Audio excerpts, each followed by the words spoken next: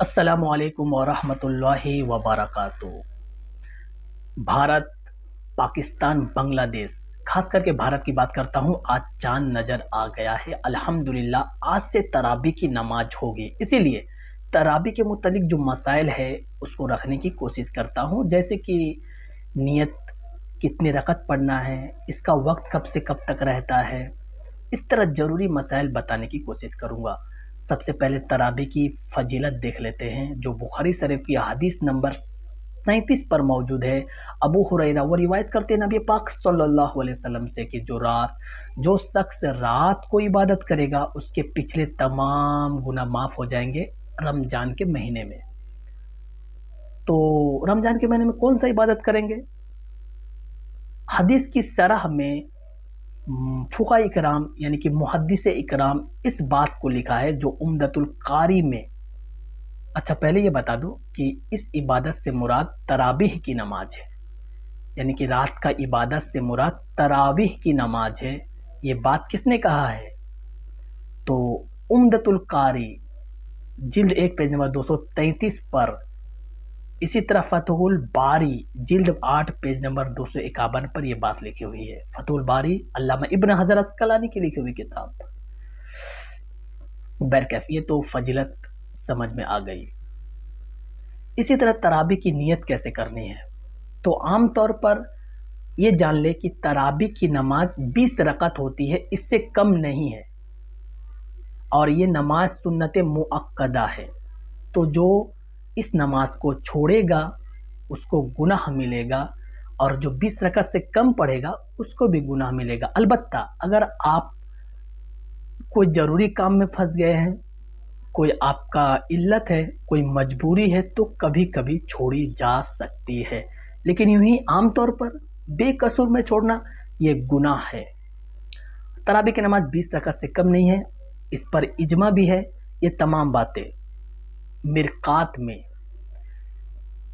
جلد 3 page number 194 پر، فتاوی شامی جلد 1 پیج نمبر 473 پر، فتاوی قاسمیہ جلد 8 پیج نمبر 332 پر یہ سب باتیں مل جائے گی جو میں بتایا۔ سفر کی حالت میں تراویح کی نماز چھوڑی جا سکتی ہے، بہتر ہے کہ پڑھ لے، چھوڑی جا سکتی ہے۔ یہ بات کفایت اللہ مفتی جلد 3 پیج نمبر 380 پر لکھی ہوئی ہے۔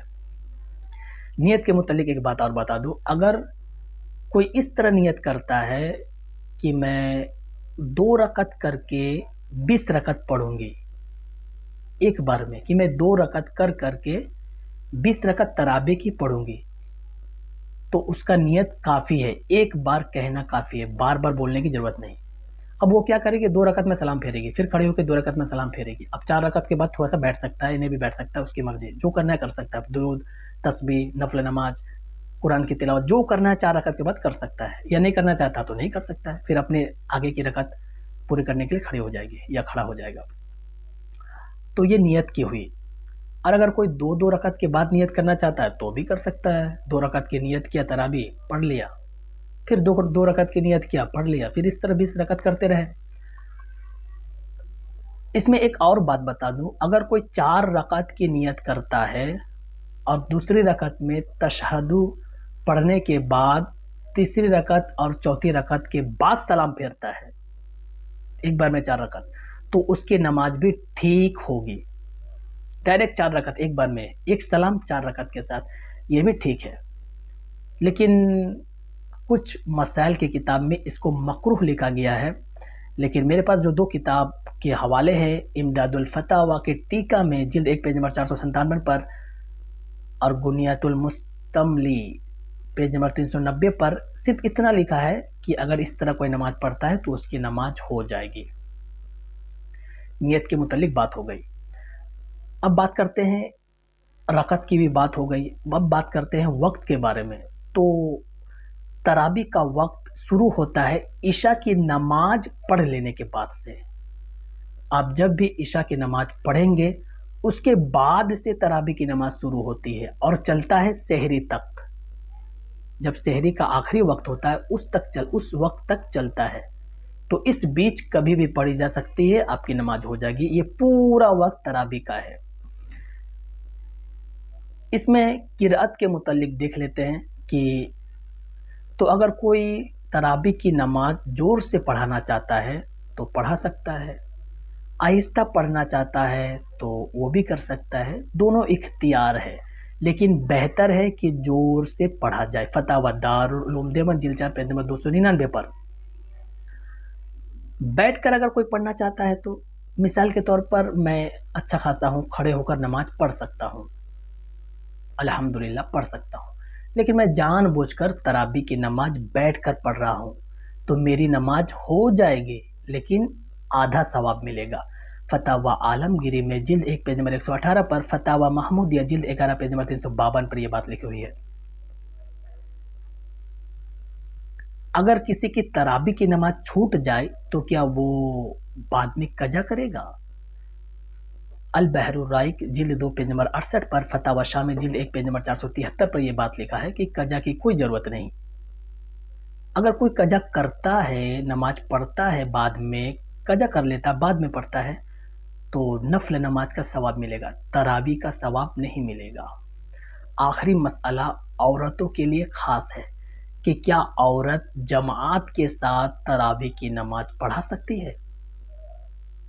جواب اس کا یہ ہے کہ جس طرح ہر نماز 5 وقت کا نماز جماعت سے نہیں پڑھاتی، گھر میں اکیلا اکیلا پڑھتی ہے، تو اسی طرح تراویح کی نماز بھی پڑھے گی، سیم مسئلہ ہے۔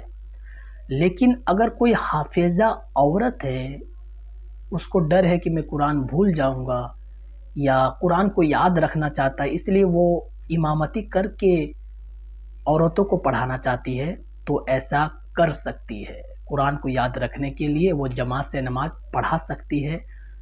ایسے میں یاد رہے، عورت جو امامتی کرائے گی وہ عورتوں کے بیچ میں کھڑا ہوگی، مرد کی طرح سامنے کھڑا نہیں ہوگی، اور اس جماعت میں صرف آس پاس کے لوگ ہی آئیں گے۔ مثال کے طور پر جہاں پر گھر ہے، آس پاس میں 2-3 گھر آئیں گے، زیادہ دور سے آئے گا، مطلب زیادہ دور سے کوئی عورت نہیں آ سکتی، نہ دور سے آ سکتی ہے، نہ محلہ کے آس پاس سے آ سکتی ہے، صرف اپنے گھر کے یا آس پاس کے ایک دو گھر، زیادہ دور کا کوئی عورت اس جماعت میں شامل نہیں ہو سکتی۔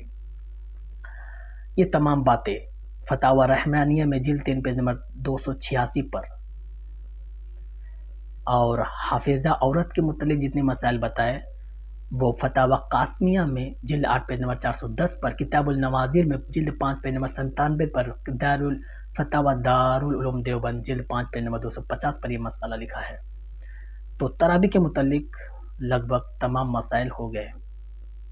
پھر بھی کسی کو کچھ پوچھنا ہو تو پوچھ سکتا ہے، کامنٹ باکس ہمیشہ آپ لوگوں کے لیے ہی رکھا گیا ہے۔ السلام علیکم ورحمۃ اللہ۔